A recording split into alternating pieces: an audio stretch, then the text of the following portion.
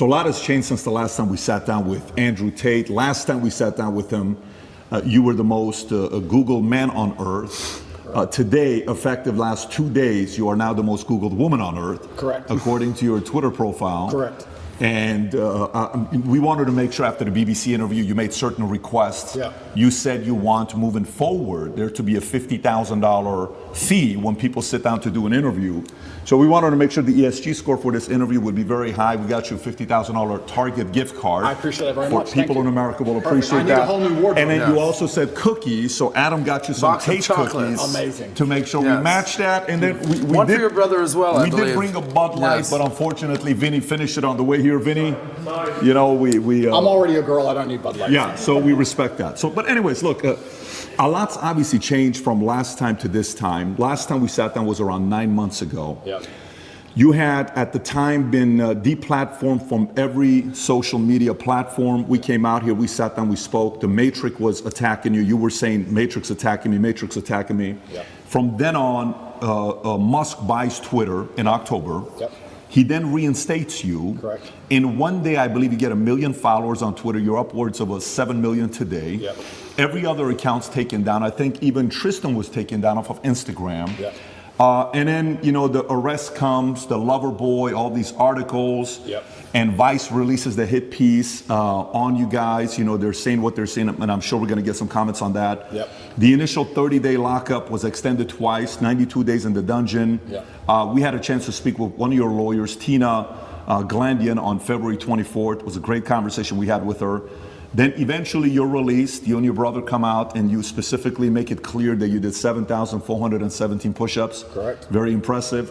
You received letters from thousands of fans. You read the Quran on a daily basis. Yep. At no point was any charges, anything official charge. It was all allegedly. Yep. And while you were away, a new star was born, Dylan Mulvaney, which I'm sure you're familiar with.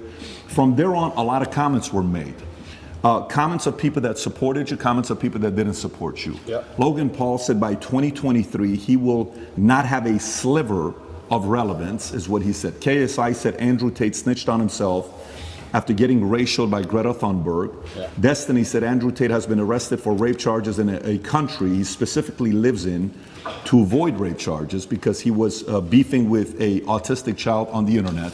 I think he's referencing the great Greta. Yep. Matt Bernstein advocated to get you kicked off of Instagram. Sure. And he's part of the Blue Pill community, a big famous makeup artist. Yep. Ethan Klein said, and that's why I call him Andrew, the human trafficker. He sent me a cease and desist threatening to sue me for defamation for saying he's a human trafficker. Yeah. What else am I supposed to call someone that buys and sells human beings after their will? Tate, the human trafficker. NBC in January 2023 said Andrew Tate said he broke a woman's jaw and that his business was a scam ahead of Romanian charges. Yeah. Rolling Stone said, meet Andrew Tate, ex-kickboxer, red-pilling the angry young men of America. These are people that didn't support you. Now, these are the people that supported you. Tucker Carlson, he comes out and he says, on Full Send podcast, first of all, he's really smart. Yeah. The spirit that animates Andrew Tate is very clear and very obvious, and it's not a malicious spirit at all. Andrew Tate's core message is respect for yourself, act like you're worth something, Yep. achieve something, do something, get the fuck off the couch, put down the porn, go do something with your life. That's the greatest message that anyone could give. It tells you everything about the people in charge who say that's threatening. What is that threatening? The same people who live on the pedo island with Epstein and the same people that were friends with Harvey Weinstein were claiming to protect women by rebuking Tate. Yep. That's Tucker Carlson. Yep. Piers Morgan, who originally, when he went on, it was very combative. Correct. It was a very good interview, entertaining, but it was also interesting to see him trying to push you. And then he flips and he says, this is getting ridiculous. Romanian authorities must either charge him Yep. and his brother if they have actual evidence of crimes or release them. Musk obviously supported by restoring your account like this. Jake Shields said people are freaking out about young boys looking up to Andrew Tate, but totally fine with young girls looking up to Cardi B and the Kardashians. And obviously, Aiden Ross, Red Pill community, Joe Rogan. I can go on and on and on about a lot of things that's being said. We watched the BBC interview, and we'll talk about BBC here in a minute because I have some questions on that as well. But the first thing I want to ask you is, 9 months, where we were at then, September, to where we are today, a lot's changed. How do you feel with everything that's going on? And tell us a little bit about your current state today. Yeah, there's a very strange sense of terror that comes from knowing exactly what's going to happen to you. There's a strange sense of calm that comes from it also, but in the middle of the night when you can't sleep, sometimes you feel happy knowing what they're trying to do to you, and sometimes you feel terrified knowing what they're trying to do to you. I think I'm very happy. Every single podcast I did previous to this, I hammered the point home and I made it very clear that they had the intention of trying to put me in jail. I said, there's 3 lives. They try and cancel you and slander you and destroy your name. They don't just want you to disappear from the internet. They want you to disappear from the internet in a cloud of shame. They have to shame you, which is why they chose the crimes they did for me, and it's why they usually choose the crimes they choose, because it's heinous. They want to shame you, and they want you to disappear with your head facing the ground and never pop up again. Obviously, they attempted to cancel me, and I became more famous than ever before. I even said to you on your podcast, and I said on other podcasts, I said, I think they made a mistake. I think when you have power and you overuse it, what happens is a rebellion. That's how a revolution starts. When you have power, you have to be very, very careful with how you use that power. The second you overuse it, there's a revolution, and we're in Romania, so they know all about that. That's exactly what happens. And I said at the time, I think I was a mistake. I think they made a big mistake canceling me the way they did. And then the second time, the second life, which I described as they try and put you in jail for no reason. Here we are in the current scenario. I knew it was going to happen. And the third one is they put a bullet in your head. So we're going to have to see how the second life plays out. And yeah, I mean, when this is all over and I win the court case and I get the not guilty, I won't be smiling. I'll be walking out the courtroom with my head on a swivel. That's the kind of life I'm living now. I'm going to be thinking, oh, okay, so their second attempt failed. Now what? Like, do I want to fly private anymore? Do I want to go that place anymore? You start to think about these things. Like, do I want to do these things? A lot of billionaires dying in plane crashes. It's strange. So it's scary, regardless of how it plays out. And I guess you just have to go with the punches and see where it lands. And God has a plan for me and for all of us, and we're just going to see how it ends up. Full disclosure, you don't have any suicidal thoughts. I want to make it very clear, and I make it clear on absolutely every single podcast, I would never kill myself. I don't care what they say. I don't care what video they show you. Never under any circumstance would I kill myself. It's haram. Never. I don't care if they put me back in the dungeon, solitary confinement by myself for the rest of my human years. I would never kill myself, ever, ever. So if that ever happens, God forbid, do not believe whatever garbage they tell you. The chance of me killing myself is precisely 0. And you had this complete level of certainty that this is exactly how it would play out. You've said this on umpteen podcasts that this is their agenda. They have to damage my influence. They have to damage my influence. They can't sit there and let me be influential because I'm saying things that they don't like me saying. And there are people sitting around going, he's saying things counter to our message and counter to our narrative. Get rid of him. And they have a pretty standardized playbook. And this is probably one of the first times in history where their playbook just isn't working. Cancel him. He's still around. Oh, well, lie about him in the news. Just say he touches chicks. Well, no one believes it. Oh, all the comments are on his side. Everyone's calling us liars. Okay, then do it again. Then do it again. Make up a new girl. Then do it again. Find someone else. Yeah. And they keep attacking me with the same weapons, but the bullets are bouncing off. And that doesn't give me a sense of calm. That doesn't make me think, ha ha ha, I'm invincible. It makes me think, uh-oh. It makes me think, uh-oh, because human life is cheap at the top. It's very cheap. Does it make you want to sit on the sidelines and be quiet and just kind of live a life with your family, your kids? Does it make you want to do that? Maybe all these attention is actually not a good thing. It's interesting because sometimes I analyze myself and think, why don't I just do that? Why don't I just disappear? You know, I don't need money. I don't need fame. Why don't I just disappear? And then you have to, I was saying this to my brother, and he was like, well, Genghis Khan didn't need Vienna. Some people are just wired that way. Like, Vienna's a long way from Kathmandu. Sometimes that's just the way it is, or Ulaanbaatar, I apologize, the capital of Mongolia. That's just the way some people are. If I see injustice, and if I see things which I believe to be false, I feel like I am obligated to say the truth. I can't explain why, even if at my own detriment. What am I doing this for? Like, it's to the detriment of my life. And I've had these conversations at length with the people close to me, and we're all saying the same thing. It's always been the same way. Humanity's always been the same way. There's been a select, small, few good men up against evil, and evil always outnumbers you. Evil always has more money than you. They always have more power and more influence than you. If you play any video game, when you get to the end boss, he always has more life than you. He always has more hit points, but you're the good guy. And it's kind of like, it's never been any different. At any point in human history, there's been the good guys up against the forces of evil, whatever they were of the time. And you've always been outnumbered, and you've always been supposed to lose. So you consider yourself the good guy in this situation? I think that truth is instilled by God in all of us, and I think if you tell the truth, you're a good person. So who do you think is the bad guy? You know, everyone uses they, them, they're after me. Who's they? Who's the bad guy? Well, instead of saying who, what I will start by saying is what they do. And what they do is they control information. And we now live in an information society, and by controlling information, they control how people think and act and react to things. That's all they have to do. They have to control information, and they have to be very selective with what they allow you to talk about and what they allow you to discuss and what they don't. And once they can do that, they can keep you bickering about garbage, and they can control the sensitive information, and then they run the world.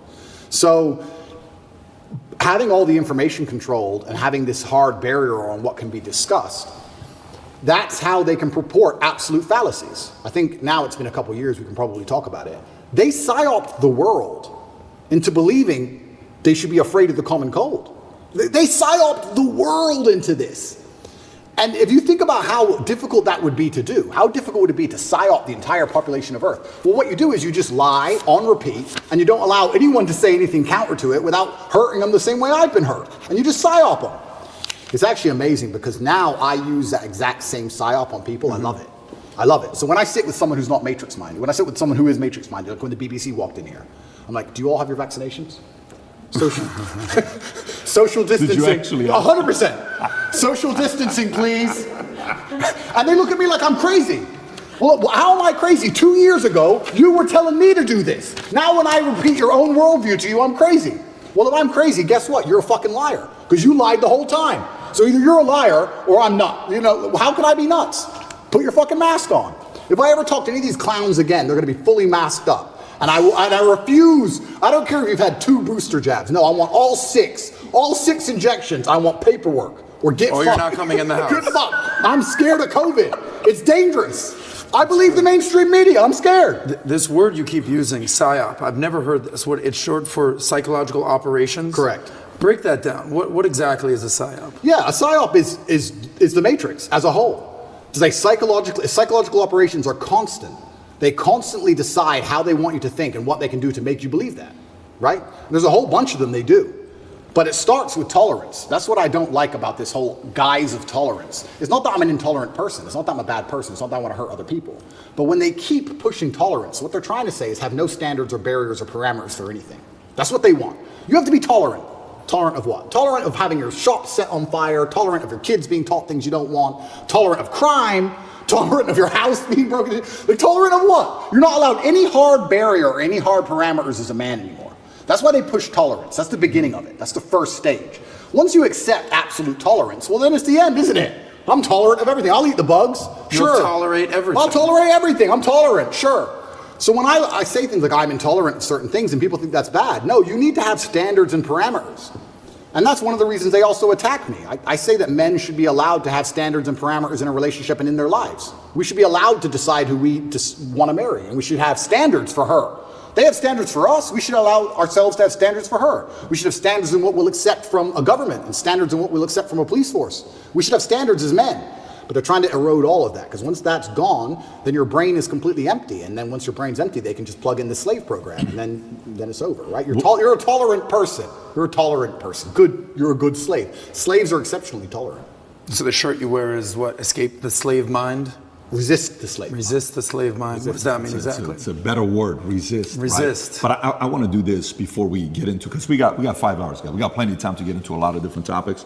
So one, I do want to talk about BBC. Yeah. The handling of the interview, I want to get your thoughts on it. I know there's been reactions, but I want to go a little bit deeper into it. Yeah. Because I want to compare how your start with the interview with BBC started versus Philip Schofield versus Musk. I got all the first questions. We'll cover that. Yeah. I want to talk about media. I want to talk about your evolution of your faith, yeah. atheist, Christian, Muslim, yeah. and then some of the things that's going on with politics right now. You know, maybe a little bit of Romania, you know, Trump. We'll cover what you're talking about with different things. It's funny you're saying monopoly on power. If you abuse it, now YouTube's turning around and saying, hey, you can talk about the election. We're no longer going to give the strike. So that doesn't work forever. First thing I want to talk about, I think the audience would like to know, for you and Tristan, 92 days in the dungeon, you know, you're in jail, Yep. your experience in there, we keep hearing about it, we read about it. But what was it like for you guys being in there? So I'll start by saying, and I have to make this clear, that the staff in the jail were exceptionally nice to me. They were very apologetic. The vibe was apologetic. Nobody was really treating me like a criminal. There were a few guys who were icy cold, I guess you could call them. They like to think of themselves as professional, but they were just inhuman.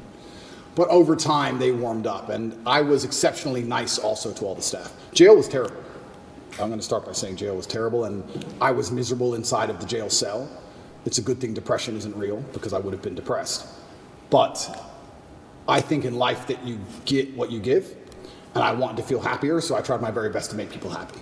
So when the old lady would bring me my food, I would sit and say, oh, this is the best food I've ever had. I've never had food this good. Did you cook this? I thought yesterday was the best, but you managed to surpass it again. How'd you do it? What's the magic ingredient? And I ended up making friends with them. Like I had grandmas in there, the old ladies cooking the food. And by trying to make people happy and smile all the time, I started to feel a lot happier. But it's kind of scary. And I think the scariest thing about jail was the uncertainty of it all. If they would have said to me, you're in jail for 92 days, or even 5 years, you got 5 years, cool, I do my time.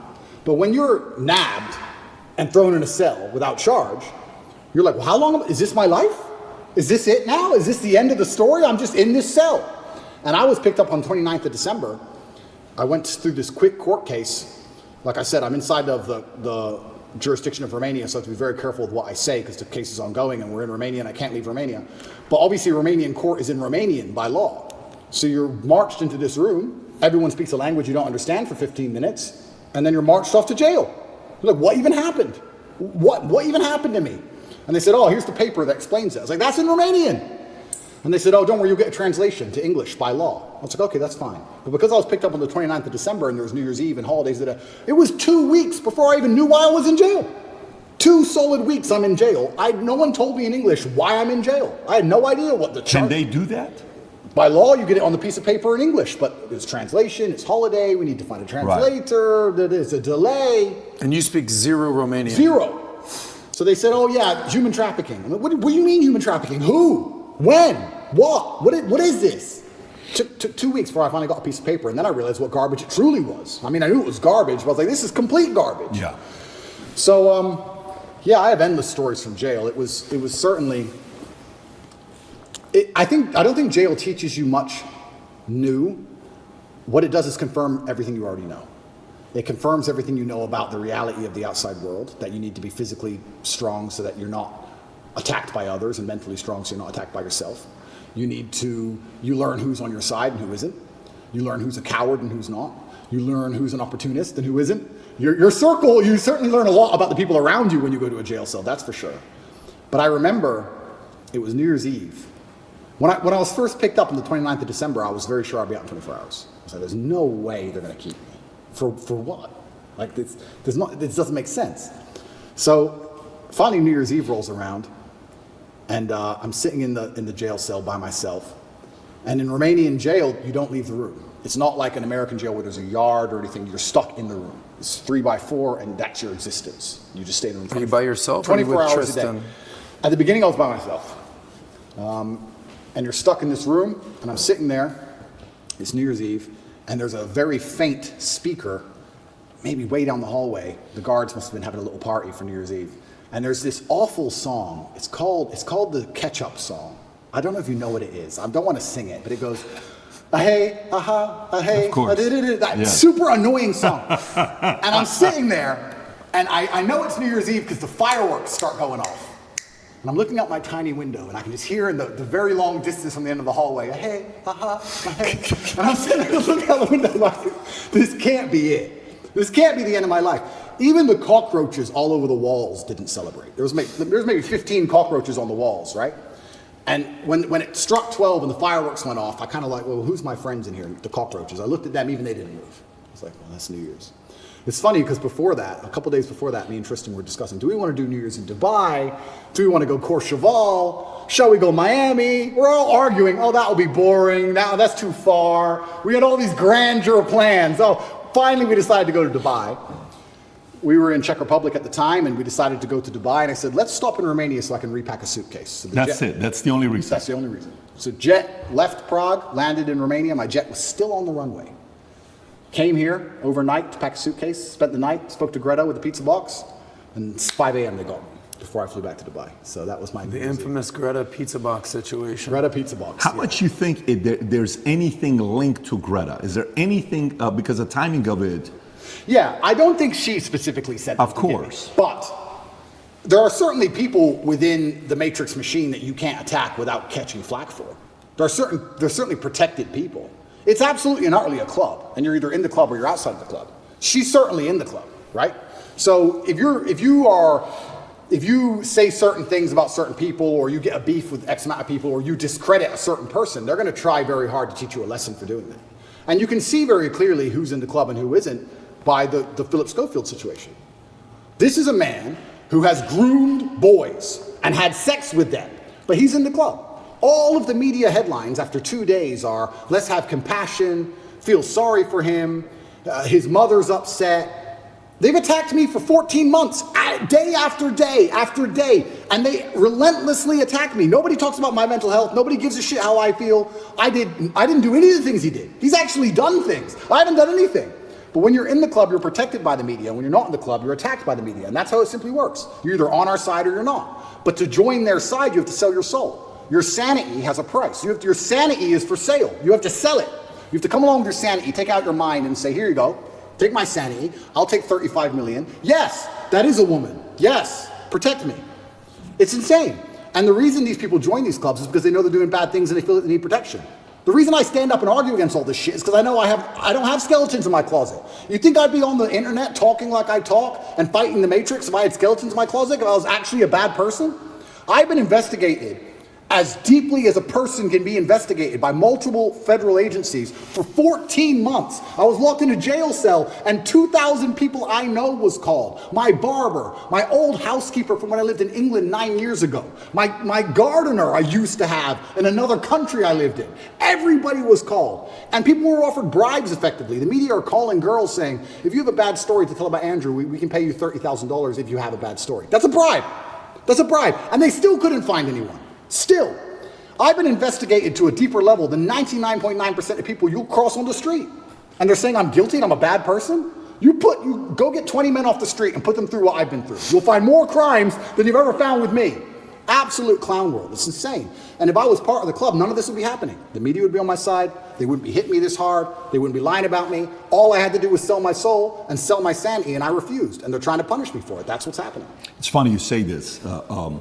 When we watched the BBC interview with Musk, right? And he goes up and the guy opens up the question with, why'd you agree to do this interview? He says, well, I don't know, what's the name of the BBC? And he's trying to mock them and all this stuff. And there's a part of it where, he calls them out for the mistakes they made. Yeah. And if you go to the bottom of the interview on BBC, you'll see comment section saying, why'd you cut that out? Because Musk puts it on Twitter, but they didn't put it in the interview. Yeah. Then you watch the interview with you. The first question they ask you was, what's the first question? Hey, you've been accused of serious crimes, rape or something like that. Right off the bat, they asked that question of you. And then you see the interview, Lucy Williamson, I believe, her first question was, you're facing some very serious allegations. Have you raped anybody? That's the open question that they ask you. And the video they put up, the first one, they take it down. The second video they put up, that's 12 minutes, like the highlight one, they turn, the comment section is open. There's 80,000 plus comments there. Then you look at Philip Schofield, and you just brought up Philip Schofield. For people that don't know who Philip Schofield, do you mind explaining to people who he is? Yeah, he was a TV presenter in England. He was very famous. He ran the morning show, and he was grooming children for a very long time, and all the staff knew about it, and the people who worked on the show with them were being groomed by him, and everybody knew, and it was all a big ha-ha-ha joke. And now he's come out saying, oh, please don't pick on me, I feel sad, and the media is saying, oh, leave the guy alone. He is, when you go look up his Wikipedia, it says he rose to prominence as children's BBC continuity presenter from 85 to 87. Then went on to do programs on BBC and ITV for Going Live, This Morning, Dancing on Ice, All-Star Mr. and Mrs., The Cube, and a bunch of other things. And they interview him, okay? While he's going through the mess, after 27 years of being married, this one guy that he groomed since 10 years old, his name is McGreevy, I want to say, something McGreevy, that he's going through the process. Matthew McGreevy, they met at 10 years old at a theater group. At 15 years old, Philip follows him on Twitter. While the kid is 15, he follows him on Twitter. The guy celebrates it. Long story short, Ruth Langsford, they work together with. She files a complaint. Then right after filing the complaint, McGreevy gets fired. Then he has to take a break. Then he comes out after 27 years telling his wife, you know, and hey, I'm gay, I'm coming out of the closet. He's got 2 daughters. But there's a part of it where Matthew calls his wife and says, hey, your husband and I had an affair together when I was 19 the first time and 20 and all. Nobody knows if it was before or not. The interesting thing about him is his brother, Timothy Schofield, I don't know if you know about his brother. Oh, what, the one who's in jail for being a pedophile? Was convicted of 11 sexual offenses involving a child between October 2016 and 2019, including 2 sexual activity with a child. Here's how the interview started. First question, the guy asked him, he says, you've had quite a week. How are you? Opening question. Versus the question they ask you on the opening, right? And then he turns around and says, the media's interest in the affair was motivated partly because of homophobia, alleging that an affair with a much younger woman would have not generated such a scandal. So he gets protected. And he says, all those people who write those stuff, do they ever think that there's actually a person on the other end, right? This is proven. By the way, this is the part where even when somebody's watching you and saying, why are they taking him to court? Maybe he did something. Why are they taking Trump to court? Maybe he did something. Why are they taking this guy? He must have done something. There must have been something there, right? It's stuff like this BBC does. If BBC are watching this right now, I want to kind of remind you of your mission statement that you have on your website. We're going to put the link below to your mission statement. You can go find it. Here's what your mission statement is, BBC. This is why you've lost some credibility the last couple of years. To act in public interest, serving all audiences through the provision of impartial, keyword impartial, high quality and distinctive output and services which inform, educate, and entertain. You say you inform, educate, you entertain, yet you conceal, misinform, and your content's quite frankly boring. You're cherry picking on people that you're talking to. So a message like that gets the average person to say, everything with you is allegedly, everything he did is proven, his brother is proven, yet let's leave him alone. Poor guy, let's target him. This is where their argument has leaks in it. And somebody like you can tear it up. Absolutely. Philip is part of the club, and I'm not. And this is the thing. I'm a mentally resilient person, right? 14 months they've attacked me. I'm not going to sit and complain about that because that's not how I operate as a man. 14 months they've complained about me. If you type Romania, human trafficking, you type in any of these things, my name comes up, my face, I'm a bad person. I've lost all my bank accounts. I've lost all my social media accounts. I've been vilified all across the matrix in every single possible way. They print my face every single day with something negative next to it daily. Nobody gives a shit about my mental health, right? Because I'm the enemy. And what's scary about this is Lucy Williamson herself, she was begging me for an interview. The BBC were begging me for an interview. I don't need any of these people. The only reason I even sat down with the BBC is because they were begging me. I can go and just say my own words and get plenty of views, right? But the whole time I was in jail, they're begging me for an interview. Can we speak to him on the phone? Maybe you can give an interview from jail. Can we have an interview? Please, please, please, please. And I was saying, why do I want to talk to the BBC? And the BBC were saying, no, we don't want to do a hit piece. We want to come across, we want to be impartial. This is what they're telling me. This is what they're telling me. We want to be impartial. We believe there's a side of the story that hasn't been told. We're really interested in some of the, let's say, what's the word? I don't want to get this wrong. Inconsistencies in the Romanian justice system. We're very interested in his side of the story. There's been enough hit pieces. We want to tell the other side. We want to hear Andrew Tate's story. And I said no, on repeat. Then they sent me a list of questions. I didn't even ask for a list of questions. That's not who I am. I don't have to script. I never ask for a list of questions. They sent me a list of questions. Here's what we're going to ask. It's about his mental health. It's about the Romanian justice system. It's about the fact he hasn't been charged. His liberty's been deprived. All this stuff. And I thought, well, that's kind of interesting. Maybe it's a bit interesting. And the Matrix is obviously printing lies about me. And these are some interesting questions from the Matrix for the first time ever. Okay. They walk in here all smiles and happy, all smiley faces trying to take me off guard. I already had my list of questions, right? It's all going to be nice and easy. I sit down and they instantly attack me. They put the cameras on first and they attack me, expecting me to stutter and make a fool of myself. It's kind of like they tried to sucker punch me. I'm in the club and they're my friends shaking my hand and they tried to hit me and knock me out. And this is the thing that's so amazing about it. Yes, I destroyed the BBC, but of course I did because I'm smarter than all of them. But why should I have to rely on my wit and intellect to destroy BBC with their research team and their plan? Their deliberate plan to try and annihilate not only my credibility, but my life. They are trying to put me back in jail, these people. They're not dishonest. They're genuinely evil. And they don't give a shit. And so why should I even sit there and entertain them? I believe I could slip every single sucker punch they throw at me for the rest of human time. I could sit with any of these clowns. And no matter who they sit with their research team, whatever garbage they come up with, I'll make a fool of all of them. But why am I even entertaining them anymore? What's the point? That was the last chance I gave mainstream media. They lied for months to get that interview with me. Completely dishonest, head to toe. And like you said, they sit with Philip. Are you okay? Are you okay? We heard your mom's upset, that poor old lady. Maybe everyone should stop talking about it because his mom's upset. Let's not talk about it anymore because his mother's old. You're either part of the club or you're not. You have to sell your sanity nowadays. If you sell your sanity, you're afforded protections. That's the reality of it, because if you're a sane thinking person, you don't buy their bullshit. And that's what upsets them. They don't want anybody who thinks for themselves. They need you to they want you to believe exactly what's on the television screen. Believe in COVID. It's COVID now. It's COVID now. Oh, Putin's invaded Ukraine. Putin's cured COVID now. Now it's Ukraine. It's insane. Till the next thing comes. It's absolutely asinine. Did any of the questions that they sent you ahead of time? Zero. By the way, we didn't. There was no. No, that's not how we operate. Asked us ahead of time whatsoever. Did they ask you any of the questions they Zero. said they were going to ask you? Zero. They start with an attack and it became a battle instantly. Did they ask you at any point what jail was like? Zero. What your mental health was like? Zero. How, like, you completely missed the mark when everyone wants to know what was jail like. Well, and they don't even ask you that question. But this is what's so interesting about it. These people are so detached from reality, because they are genuinely detached from reality. They think that finding a video I made 8 years ago, a 4-hour speech I made 8 years ago, and finding one line of it without context that can be misconstrued, they think that sitting down with me and saying that to me is an aha moment. Nobody cares. Because you're taking it out of context, one. And I said you're taking things out of context. She goes, I'm not taking it out of context. I said, if you're presenting it without context, that's taking it out of context. That's what it is. You're lying by omission. I said that to her after the camera's off, and she looked at me because she didn't understand. When you omit details, when you refuse to put in all of the details, you can lie by including one detail which may happen to be true. You can tell the truth and miss all the details around the truth, and you are lying by omission. You're lying by omission. And you're sitting here saying, oh, you said this 8 years ago. Nobody cares. Because they know me, and they know I didn't mean it in that way, and they know it's taken out of context, and they know that it's an old video on the internet, and it's not even an aha moment they think it is.